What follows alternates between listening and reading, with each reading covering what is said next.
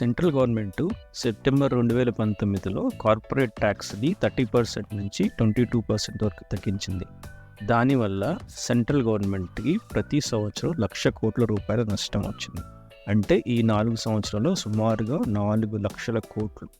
ఈ corporate tax తగ్గించడం వల్ల మెయిన్ ఉద్దేశం ఏంటంటే ఆ ట్యాక్స్ బెనిఫిట్ని కంపెనీస్ తీసుకొని అవి కొత్తగా ఎంప్లాయ్మెంట్ జనరేట్ చేయడానికి కానీ కొన్ని రీసెర్చ్ చేయడానికి కానీ ఉపయోగించుకుంటాయని గవర్నమెంట్ ఆబ్జెక్టివ్.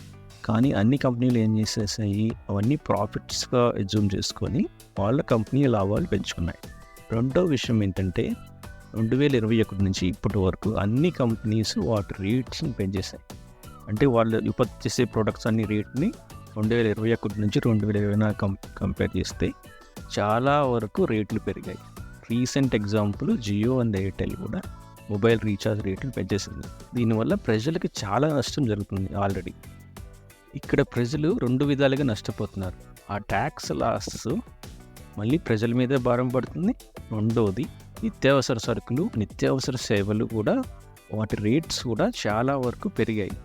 అయితే ఈ టాపిక్ ఇప్పుడు ఎందుకు అనుకుంటున్నారా? ఈ బడ్జెట్లో గవర్నమెంట్ యూత్ ఇంటర్న్షిప్ ప్రోగ్రామ్ అనేది ఒక ప్రోగ్రాం తెచ్చింది. దీని విధి విధానాలు ఇంకా తెలియదు, కానీ ప్రస్తుతానికైతే ఒక్కొక్క ఇంటర్న్కి 5,000 రూపాయల స్టైఫండ్ ప్రతి నెల గవర్నమెంట్ ఇస్తుంది. మీకోసం బడ్జెట్లో అలొకేషన్స్ కూడా చేశారు.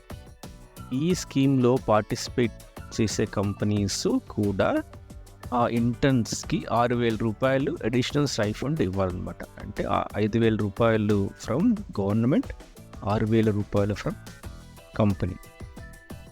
కానీ ఇక్కడ ట్విస్ట్ ఏంటంటే ఈ కంపెనీలు ఈ ప్రోగ్రాంలో పార్టిసిపేట్ చేయటం అనేది కంపల్సరీ కాదు, ఇట్స్ వాలంటరీ. అంటే వాళ్ళు పార్టిసిపేట్ చేయొచ్చు, చేయకపోవచ్చు. ఒకవేళ ప్రైవేట్ కంపెనీస్ పార్టిసిపేట్ చేయకపోతే ఈ భారం అంతా మళ్ళీ గవర్నమెంట్ కంపెనీస్ మీదే పడుతుంది.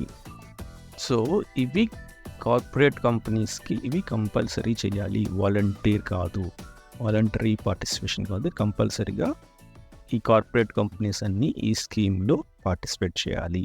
ఎందుకంటే ఆల్రెడీ మీరు సంవత్సరానికి 1,00,000 కోట్ల రూపాయల బెనిఫిట్ కార్పొరేట్స్ ఇస్తున్నారు.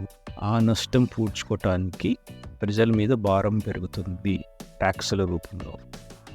సెకండ్ పాయింట్ వచ్చేసరికి చాలామంది ప్రైవేట్ కంపెనీస్ ఇంటర్న్షిప్ తీసుకొని వాళ్ళకి పేమెంట్ కూడా చేస్తుంది. అంటే వాళ్ళే స్టైఫండ్ ఇస్తారు. కానీ ఇక్కడ గవర్నమెంట్ ఏం చేస్తుంది, గవర్నమెంట్ కూడా కొంచెం అమౌంట్ ఆ ఇంటర్న్స్కి ఇస్తుంది. అంటే ఎంకరేజ్ చేయడానికి. ఆ ఇంటర్న్స్ ఏమి ఖాళీ కూర్చోరు కదా, వాళ్ళు కూడా ఆ కంపెనీస్కి పనిచేస్తారు. సో ఈ స్కీమ్ ఎలా ఉందంటే అగైన్ కార్పొరేట్స్కి సబ్సిడీ మీద ఇంటర్న్స్ని సప్లై చేస్తుందా గవర్నమెంట్ అనే డౌట్ వస్తుంది. కార్పొరేట్ ట్యాక్స్ బెనిఫిట్స్ వల్ల గవర్నమెంట్కి లాభం లేదు, ప్రజలు నష్టపోతున్నారు. ఆన్ టాప్ ఆఫ్ దిస్ ఈ స్కీము సబ్సిడీ మీద కార్పొరేట్స్కి ఇంటర్న్ సప్లై చేసేలాగా ఉంది. దీని మీద మీ అభిప్రాయం ఏంటి? ఈ టాపిక్ నచ్చితే ఒక లైక్, కుదిరితే ఒక సబ్స్క్రైబ్ చేసుకోండి. Thank you.